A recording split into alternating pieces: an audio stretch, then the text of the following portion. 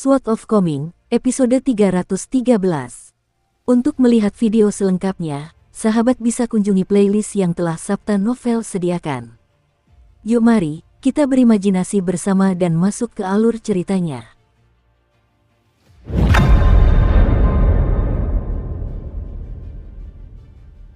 Terlepas dari tujuan awal dan motif tersembunyi mereka, 3 kelompok orang mengincar dan memburu Chen Pingan.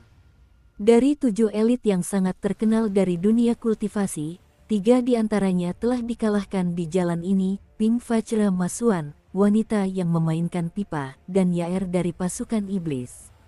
Feng Qingbai adalah seorang pria gila yang berkeliling dunia sebagai seorang petualang, dan dia rela melakukan apa saja untuk mencapai tujuannya. Namun, dia gagal membunuh Chen Pingan dengan serangan mendadaknya, di mana dia menghancurkan dinding dan dengan kejam menusukkan pedangnya ke depan, dan malah membawa Yaer ke ambang kematian. Gadis bersandal kayu yang berpotensi mewarisi posisi pemimpin pasukan iblis sebagai seorang wanita itu masih belum bisa menggerakkan tubuhnya saat ini. Pipinya bersandar pada permukaan gang yang dingin membeku, dan jari-jarinya yang ramping dan selembut giok dengan lembut menyentuh lempengan batu biru.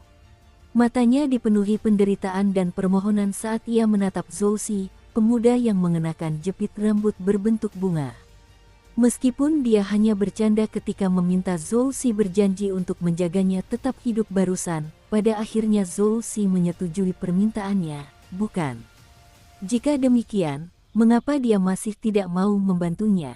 Namun, Zhou Si tidak merasa sedikit pun bersalah, dan dia bahkan tersenyum tipis dan mengangguk sebagai tanda mengerti saat tatapannya bertemu dengan tatapan Yaer.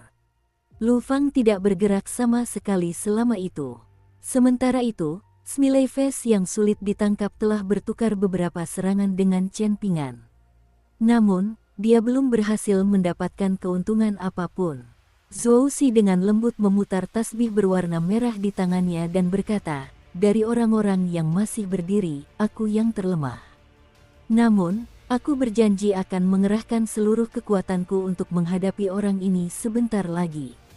"Tuan Lu," si wajah tersenyum, "Feng Qingbai, bisakah kita untuk sementara mengesampingkan perbedaan kita untuk menghadapi musuh bersama?"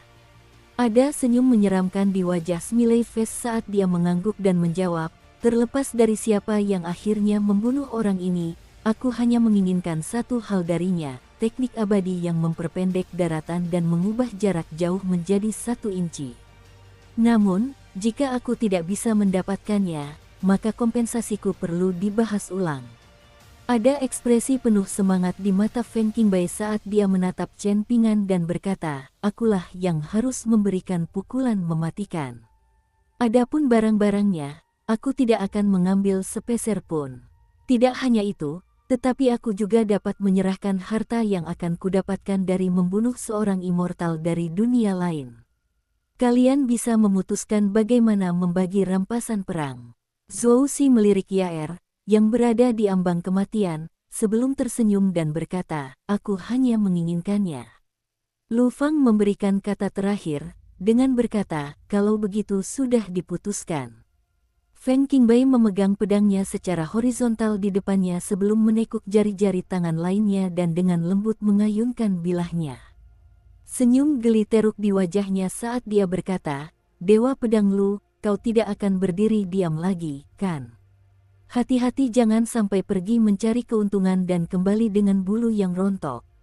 Kita tidak ingin berakhir sebagai batu asah bagi orang ini untuk mengasah kultivasi seni bela dirinya.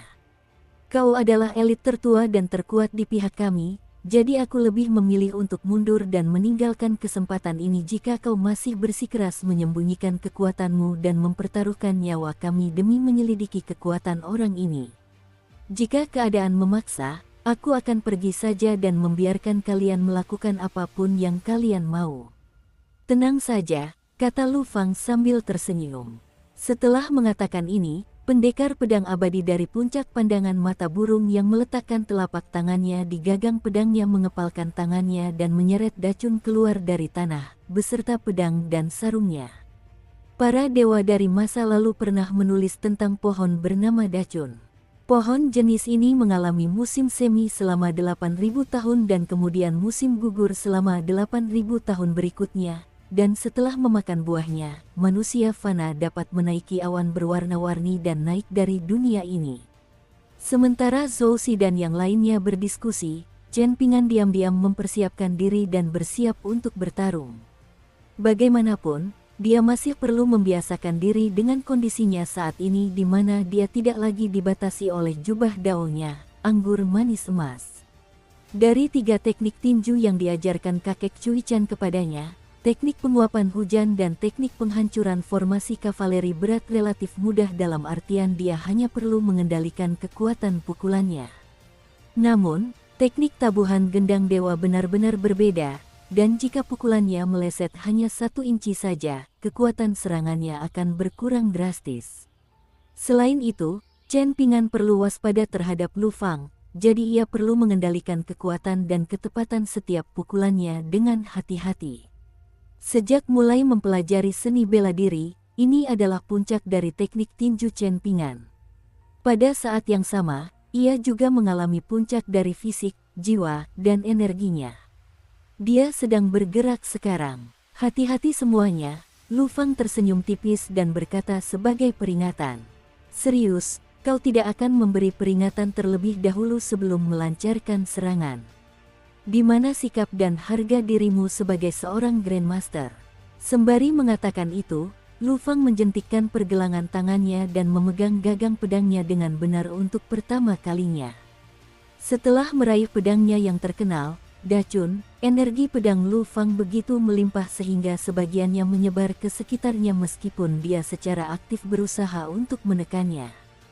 Hal ini menyebabkan pakaiannya berkibar meskipun tidak ada angin, dan ini terutama terjadi pada lengan baju di tangan yang memegang pedang, yang mengembang dan bergelombang saat dipenuhi dengan energi pedang yang kuat. Suara dentingan pedang secara mengejutkan terdengar keluar dari lengan baju tersebut. Smiley Face langsung menegang, dan tanpa ragu-ragu ia segera mengaktifkan teknik rahasia dari teks abadi yang rusak yang didapatnya secara kebetulan. Menggunakan teknik ramalan dan formasi yang sangat mistis, ia segera berteleportasi dari timur ke utara. Namun, aura tinju sudah melesat ke arah Smiley Face bahkan sebelum dia bisa memastikan posisi Chen Ping'an. Aura tinju itu menghantam wajahnya, menyebabkan rasa sakit yang menusuk menyebar di pipinya. Tepat pada saat itu, semburan cahaya pedang tiba-tiba muncul di antara Smiley Face dan aura tinju yang kuat. Bagi Smiley Face, bilah yang sangat tajam yang tergeletak horizontal di depannya tampak seperti sehelai sutra putih salju. Tinju Chen Ping'an diblokir oleh pedang, dan ini memberi Smiley Face sedikit waktu istirahat. Sosoknya menghilang beberapa kali saat dia mundur berulang kali, dan butuh banyak usaha baginya untuk akhirnya membebaskan diri dari tekanan mencekik yang terpancar dari aura tinju yang kuat. Smiley Face telah aktif di dunia kultivasi selama lebih dari 30 tahun setelah memulai kultivasi, dan lawan favoritnya awalnya adalah para Grandmaster seni bela diri eksternal yang dapat ia kalahkan dengan mudah. Bahkan, bermain-main dengan para Grandmaster yang melompat-lompat dan tampak relatif lamban itu seperti bermain-main dengan seekor anjing. Dukung terus channel YouTube Sabta Novel. Inilah juga alasan mengapa Smiley Face mendapat julukan hantu pengganggu. Beberapa Grandmaster tua yang terkenal dengan keterampilan bela diri mereka telah kelelahan hingga tewas secara brutal oleh Smiley Face, yang sama mengganggu dan sulit ditangkapnya seperti hantu. Ini adalah pertama kalinya Smiley Face bertemu dengan seorang ahli bela diri yang mahir dalam teknik tinju dan bahkan lebih sulit ditangkap daripada dirinya. Smiley Face tahu bahwa Feng Qingbai mungkin bisa menyelamatkannya sekali atau 2 kali, tetapi belum tentu bisa menyelamatkannya untuk ketiga kalinya. Dengan mengingat hal itu, dia tidak menahan diri lagi, menyembunyikan tangannya di lengan bajunya yang besar saat dia mundur dan menghindar. Beberapa pisau lempar tanpa gagang muncul di antara jari-jari Smiley Face, kecil dan indah namun berkilauan dengan cahaya mematikan. Bilah pisau itu dicat dengan racun hijau gelap, sari rumput patah hati, dan ini adalah racun yang paling cocok untuk menghancurkan aura seorang ahli bela diri. Ketika Smiley-Face mundur 15 hingga 20 meter dari Chen Ping'an, dia melihat bahwa Feng Qingbei juga telah membayar harga atas serangannya dan membantunya membebaskan diri. Feng Qingbei kini menjadi sasaran musuh, dan dia dengan cepat berada dalam posisi yang tidak menguntungkan setelah hanya 2 atau 3 pertukaran serangan. Bahunya terkena tendangan menyapu, menyebabkan suara retakan keras menggema di udara saat dia terlempar ke belakang. Sesosok bayangan putih membuntutinya seperti bayangan, dan jelas bahwa Feng Qingbei, yang bahunya terkulai lemas di sisinya, berada dalam keadaan yang sangat genting. Kini giliran Smiley-Face untuk membalas budi. Sejumlah pisau lempar melesat keluar dari lengan bajunya. Namun, lawan mereka benar-benar aneh, dengan setiap pukulan dan langkahnya tampak sangat tenang dan santai. Dibandingkan dengan hentakan kuat Ping Fajra Masuan yang akan meretakkan jalan beraspal setelah memanggil dewa, langkah kaki Chen Ping'an begitu lincah sehingga Smiley-Face hampir yakin bahwa sepatunya tidak menyentuh tanah sama sekali. Seolah-olah Chen Ping'an berjalan di udara. Smiley-Face tidak berpegang pada harapan liar bahwa 6 pisau lempar beracunnya akan mengenai lawannya, melainkan berharap serangannya dapat memberi Feng Qingbei waktu. Feng Qingbei menyeringai dan melonggarkan cengkeramannya, secara mengejutkan melepaskan pedangnya. Seorang praktisi pedang yang meninggalkan pedangnya. Smiley-Face merasa cemas saat melihat ini. Mungkin Feng Qingbei, sang petualang yang telah berkelana dari utara ke selatan selama 10 tahun dan mengalahkan hampir separuh dunia bela diri dengan pedangnya, sudah kehabisan akal. Mungkin ini adalah batas dari kekuatannya yang terbatas. Pedang Feng Qingbei tidak jatuh ke tanah dengan keras. Sebaliknya, bilah pedang itu sedikit bergetar meskipun tidak diayunkan oleh pemiliknya. Riak-riak menyebar di udara, dan pedang itu tiba-tiba menjadi tegang saat berhenti di udara. Ujung bilah pedang menunjuk ke atas, langsung mengarah ke bocah muda berbaju putih. Kemudian pedang itu menghilang dalam sekejap. Feng Qingbei mengangkat bahu kirinya yang terasa nyeri menusuk tulang setelah terkena tendangan ganas Chen Ping'an. Namun, ini tidak akan memengaruhi kekuatan bertarungnya. Dia menyatukan jari telunjuk dan jari tengah tangan kanannya, membentuk segel pedang. Kekuatan mistis para kultivator pedang tidak dapat digunakan di dunia yang kecil dan terbatas ini.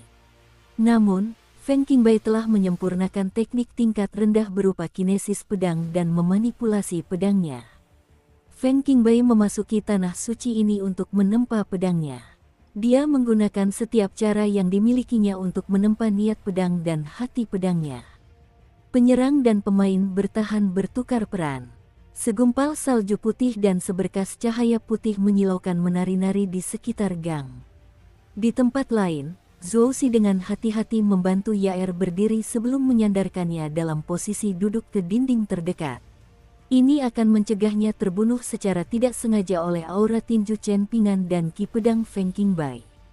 Serangan pedang Feng Qingbei yang menembus punggung Yaer benar-benar dahsyat dan ganas, dan secara langsung memutuskan hubungan Yaer dengan dantiannya. Tidak hanya itu, tetapi secercah ki pedang tetap berada di tubuhnya, mencegahnya menyalurkan ki untuk menyembuhkan lukanya. Jika tidak ada elit kuat yang datang untuk mengambil secercah energi pedang dari tubuhnya dan menyelamatkannya, maka Yaer tidak punya pilihan selain menunggu kematian. Bahkan obat-obatan bijak dari kuil Fajra pun tak berdaya melawan secercah energi pedang ini. Zhou Xi tentu saja tidak bersikap mesra dengannya sementara pertempuran sengit terjadi di dekatnya. Berjongkok di balik bayangan tembok, dia mengerahkan sedikit tenaga ekstra dengan ibu jarinya dan mendorong sebuah butir tasbih dari untaian tasbih yang melilit tinjunya. Butir tasbih berwarna merah itu tidak jatuh ke tanah dan berguling, melainkan memantul di lorong beraspal 2 kali sebelum menghilang begitu saja. Zhou Xi terus menebarkan tasbih ke tanah. Ini adalah harta karun pertahanan yang diberikan ayahnya, Zhou Fei. Jika digunakan dengan benar, untaian tasbih ini dapat membuatnya tetap hidup bahkan jika ia berhadapan dengan salah satu dari 10 elit atas. Sementara itu, untaian tasbih ini akan memungkinkannya untuk langsung membunuh mereka yang termasuk dalam 10 elit bawah. Tentu saja, ayah Zhou Xi, pemimpin istana Springtide Palace, juga telah memperingatkannya untuk melarikan diri jika ia bisa jika bertemu Ding Ying atau Yu Zhenyi. Jika ia tidak bisa melarikan diri, maka tidak akan memalukan atau tercela baginya untuk berlutut, bersujud, dan memohon belas kasihan. Feng Qingbai tampak tenang dan rileks saat ia perlahan berjalan maju, mengendalikan pedangnya dengan pikirannya secara terampil sambil memburu bocah berbaju putih itu. Chen Ping'an mencoba melepaskan diri beberapa kali, namun akhirnya ia tertangkap dan diserang oleh pedang terbang setiap kali. Pedang terbang itu begitu cepat sehingga orang hanya bisa melihat jejak cahaya pedang yang ditinggalkannya di udara. Smiley Face tidak berani memperumit keadaan dengan mencoba membantu, jadi dia diam-diam menenangkan diri dan mengatur napasnya. Pada saat yang sama, dia menghela napas lega sekaligus merasakan ketakutan. Setelah menyaksikan percakapan ini dan melihat kekuatan sejati Feng Qingbai, apa yang harus dia lakukan jika dia harus bertarung melawan Feng Qingbai? Bocah muda berbaju putih yang berlarian seperti kepingan salju yang berterbangan tiba-tiba berhenti dan meraih gagang pedang terbang Feng Qingbai. Namun, Feng Qingbai sama sekali tidak terpengaruh dan berkata, "Bagaimana bisa semudah itu? Kau pasti tidak bisa meraihnya." Sebelum Feng Qingbai sempat menyelesaikan ucapannya, Chen Ping'an meraih gagang pedang terbang Feng Qingbai dengan tangan kanannya dan memukul bilahnya dengan telapak tangan kirinya. Mata pisaunya tidak hancur berkeping-keping, tetapi ujungnya melengkung ke atas secara signifikan sementara seluruh mata pisau mengalami deformasi. Dua jari Feng Qingbai yang membentuk segel pedang sedikit goyah. Chen Ping'an juga menyatukan jari telunjuk dan jari tengahnya, membentuk segel pedang dan dengan cepat menggesekkannya di atas bilah pedang, meluruskannya dengan sempurna. Dia memegang pedang secara horizontal di depannya sebelum melepaskan genggamannya. Saat Feng Qingbai berdiri di sana terpaku karena takjub, seseorang meraih kerah bajunya dan dengan paksa menyeretnya ke belakang, melemparkannya lebih dari 30 meter ke belakang. Ujung pedang terbang itu hampir saja menembus jantung Feng Qingbai. Chen Ping'an menggerakkan jarinya sedikit, menyebabkan pedang terbang itu kembali dan terbang mengelilinginya seperti burung kecil yang patuh. Kemampuan seorang ahli pedang untuk melakukan kinesis pedang. Aku juga mampu melakukannya.